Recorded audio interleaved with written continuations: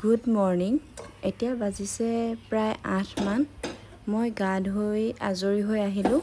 আহি এতিয়া বনাবলৈ লৈছোঁ চাহ। আমি ঘৰৰ দুজনেই চাহ খাওঁ, বাকী কোনেও নাখায়। সেয়েহে বনাই লৈছোঁ লাল চাহ। আৰু এয়া মোৰ চাহ হৈ গ'ল। আমি খাই লওঁ, তাৰপিছত ভাবিছোঁ আজি সাঁজ বনাম।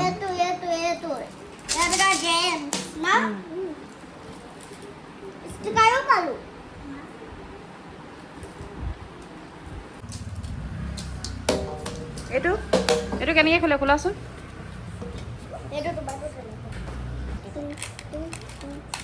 বহি লোৱা ইয়াত।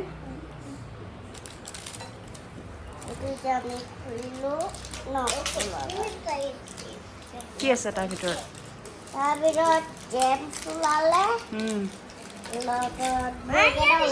কি ওলালে? ষ্টিকাৰ। চাওঁ ষ্টিকাৰটো কি আছে।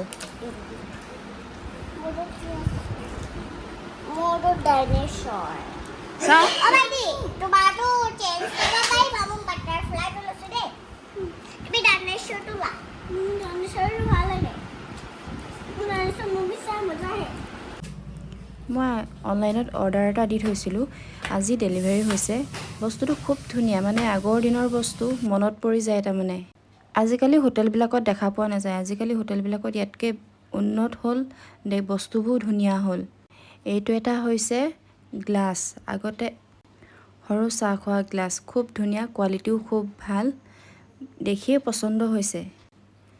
দামো খুব বেছি নহয়, ইউজ কৰিব পাৰি, ধুনীয়া, কোৱালিটি খুব ভাল।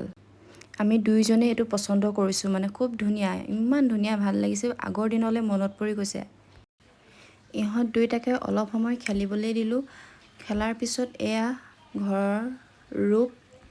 আজিকালি বজাৰত বিভিন্ন ডিজাইনৰ বস্তু পোৱা যায়। এইটো অকণমানি বাস্কেট, ইমান ধুনীয়া দেখিবলৈ, ডাঙৰৰে পচন্দ হয়। নিকিনিলেও কিনিম যেন লাগে, কিন্তু ইয়াৰ ভিতৰত যিবিলাক বস্তু আহে খুৱাব নালাগে, কিন্তু উপায় নাই।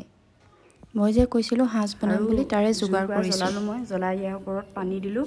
পানী দিয়াৰ পিছত অলপ পাছত মই চাউলখিনি ধুবলৈ যাম। প্ৰায় 2 কেজিমান চাউল সিজাম, তাতকৈ বেছি নহয়।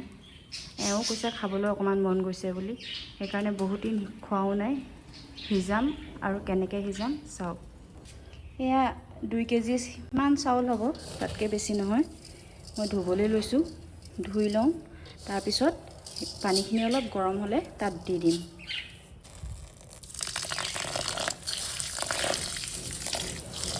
চাউলখিনি অকণমান ভালকৈ ধুই ল'ব লাগে, তেতিয়া সাঁজ বনাওঁতে বা আপং বনাওঁতে আপংখিনি বেছি ডাঠ নহয়, অকণমান লাইট কালাৰৰ হয়, দেখিবলৈ ধুনীয়া হয়।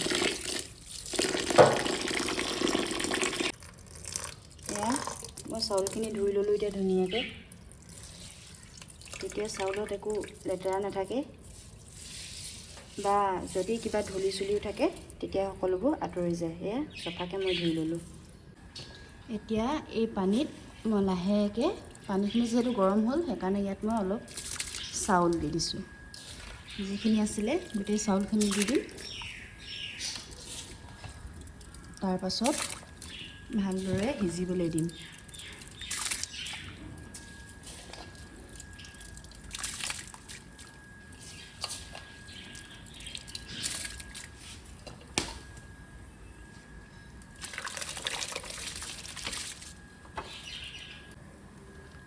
জুইও খুব ধুনীয়াকৈ জ্বলি আছে, আৰু এই আপংটোৰ কাৰণে চাউলখিনি এতিয়া অলপ এনেকৈ লৰাই দিবলগীয়া হৈছে। মাজে মাজে লৰাই থাকিব লাগে, তেতিয়া তলত লাগি নধৰে। লাগি নধৰিলে ভাল আৰু।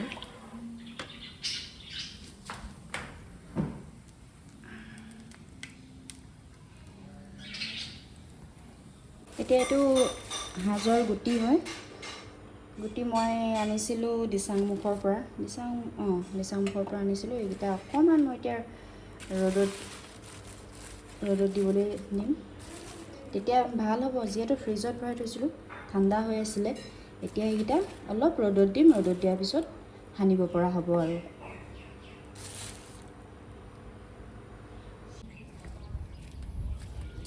এতিয়া এনেকৈ অলপ ৰ'দ পৰিবৰ কাৰণে ইয়াতে দি থৈ দিওঁ অলপ দেৰি।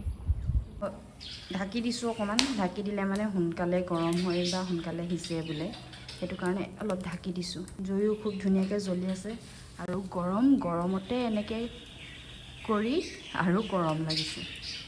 খুব চৰাই মাত শুনি আছে। চৰাই দুটা হৈছে এই দুটা, এই দুজনী আমাৰ চৰাই দুজনী। কিটি কিটি কিটি কিটি, এইকেইজনী দুইজনীয়ে খুব কাজিয়া লাগে, কেতিয়াবা মৰম কৰে, কেতিয়াবা কাজিয়া লাগে। এই দুজনী, এইফালে এইফালে এইফালে এইফালে এইফালে এইফালে।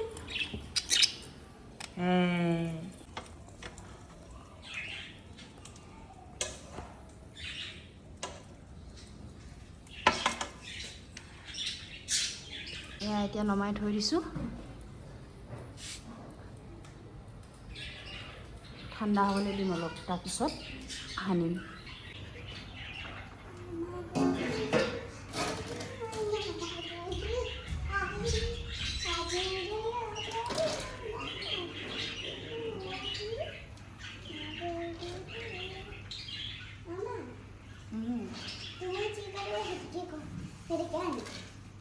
হ'বনে?